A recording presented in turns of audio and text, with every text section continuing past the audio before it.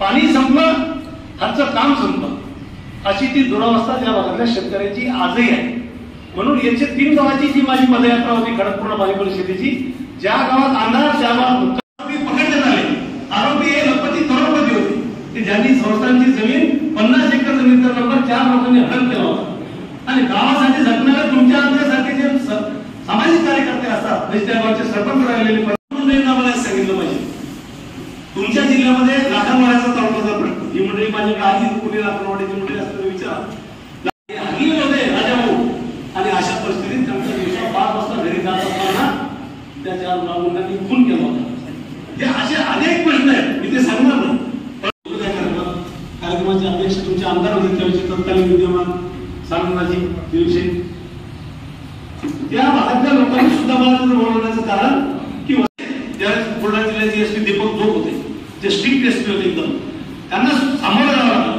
त्या मोर्चाची इतकी आक्रमकता होती की एसपीला असं वाटलं की जर काही झालं तुम्ही असं गडबड, कारण IAS लोक बुद्धिमान असतात, लॉ अँड ऑर्डर कधी कोलॅप्स होईल.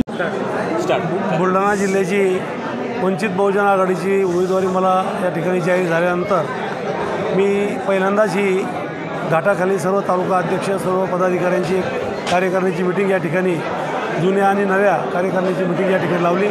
या ठिकाणी पूर्ण प्रचाराचं नियोजन हे या ठिकाणी आज करण्यात आलं. आणि तसंही सर्व कार्यकर्ते मंडळी माझी उमेदवारी जाहीर झाल्यापासूनच कामाला लागलेले होते. यापूर्वी माझा संग्रामपूर, जळगाव जामोद, शेगाव, खामगाव हा दौरासुद्धा झालेलाच आहे. आणि चांगल्या पद्धतीत लोकांच्या मनामध्ये परिवर्तनाची नांदी लोकांनी ठरवलेली आहे. आणि मलाही खात्री आहे की यावेळेस निश्चित बदल झाल्याशिवाय राहणार नाही. माझ्या रूपानं या जिल्ह्याला एक नवीन खासदार या ठिकाणी मिळणार आहे. कोणते प्रश्न तुम्ही घेऊन निवडणूक लढवता? खामगाव जालना रेल्वे मार्ग हा अनेक वर्षापासूनचा प्रलंबित प्रश्न आपल्या जिल्ह्यामध्ये आहे, हे सर्वांना माहिती आहे. अनेक वेळा या प्रश्नाबद्दल लोकप्रतिनिधींनी जे काही खोटी आश्वासनं दिली त्याबद्दल जर म्हणायचं झालं तर कधी हा प्रकल्प मंजूर झाला, कधी तर याच्यावर राज्याचा 50% हिस्सा टाकला, कधी केंद्राचा टाकला, कधी बजेटमध्ये तरतूद झाली, वगैरे वगैरे वल्गना झाल्या. कोणी म्हणायचं मी केला, कोणी म्हणायचं मी केला. तर सर्व श्रेयाची लढाई आजपर्यंत तुम्ही डोळ्यानं पाहिली. परंतु एक सर्वसामान्य माणसाला या ठिकाणी प्रश्न पडतो की एवढा जर प्रकल्प मंजूर झाला, याच्यावर बजेट झालं, तर याचा साधा सर्वेसुद्धा झाला नाही. या प्रकल्पाचं काही सांगा ना, कुठं काही खोदकाम सुरू झालं का, कुठं काही बांधकाम सुरू आहे का, कुठं काही नवीन लेआउट टाकला, लाईन आउट टाकली, काहीच नाही. प्रकल्प जसा आहे तसाच आहे, फक्त हवेत गोष्टी सुरू आहेत. म्हणून या ठिकाणी मी केंद्रामध्ये गेल्यानंतर हा प्रश्न तसाच लावल्याशिवाय राहणार नाही.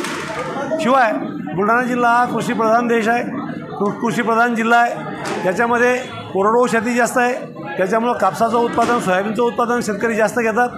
आणि या शेतीमालाला भाव मिळावा म्हणून शेतमालावर आधारित प्रकल्प, ॲग्रोबेस इंडस्ट्री जर झाली तर निश्चितपणानं या भागातल्या शेतकऱ्याला सुद्धा त्याचा दिलासा मिळेल भावाच्या रूपानं.